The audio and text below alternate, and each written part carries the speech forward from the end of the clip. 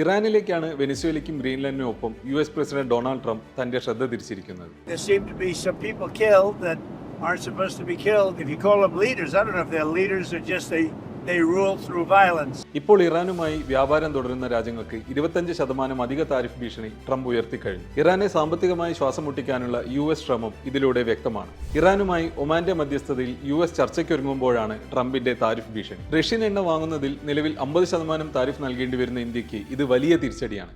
50 എന്നത് പുതിയ 25 കൂടെ ചേർന്ന് 75% താരിഫ് എന്നതിലേക്ക് എത്തും. ട്രംപിന്റെ കാര്യത്തിലേക്ക് വരുമ്പോൾ വെനിസ്വേലൻ പ്രസിഡന്റ് നിക്കോളാസ് മഡ്യൂരോയെയും ഭാര്യയെയും കടത്തിക്കൊണ്ടുവന്നതിന് ശേഷം ഗ്രീൻലാൻഡ് തങ്ങൾക്ക് വേണമെന്ന ആവശ്യം വീണ്ടും ശക്തമാക്കിയതിന് പിന്നാലെ ട്രംപ് ഇപ്പോൾ പറയുന്നത് ഇറാനിലെ പ്രതിഷേധക്കാരെ അടിച്ചമർത്തിയാൽ US ഇറാനിയൻ റെജീമിനെ നേരിട്ട് ആക്രമിക്കുമെന്നാണ്.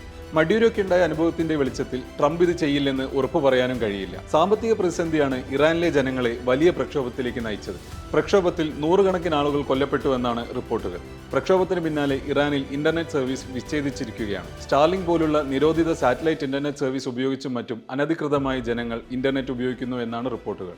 അതേസമയം ഇറാനിലെ രാജഭരണകാലത്തിലെ അവസാനത്തെ ഷാ രാജാവായിരുന്ന മുഹമ്മദ് റസ പഹ്ലവിയുടെ മകൻ റസ പഹ്ലവി പ്രതിഷേധക്കാർക്ക് പിന്തുണയുമായി രംഗത്തെത്തിയിട്ടുണ്ട്. 1979 ഇസ്ലാമിക് റവല്യൂഷന് ശേഷം ഇറാൻ വിട്ട ഷാ രാജകുടുംബത്തിലെ തലവനാണ് റസ പഹ്ലവി. ഇപ്പോൾ നിലവിൽ US-ലാണ് റസ പഹ്ലവി സ്ഥിരതാമസമാക്കിയിരിക്കുന്നത്. US-ന്റെയും ഇസ്രായേലിന്റെയും പിന്തുണ പ്രതിഷേധക്കാർക്കുണ്ടാവണമെന്ന് റസ പഹ്ലവി ആവശ്യപ്പെട്ടിട്ടുണ്ട്. US-ൽ നിന്നും പ്രതിഷേധക്കാർക്ക് അദ്ദേഹം നിർദ്ദേശങ്ങൾ നൽകുന്നു.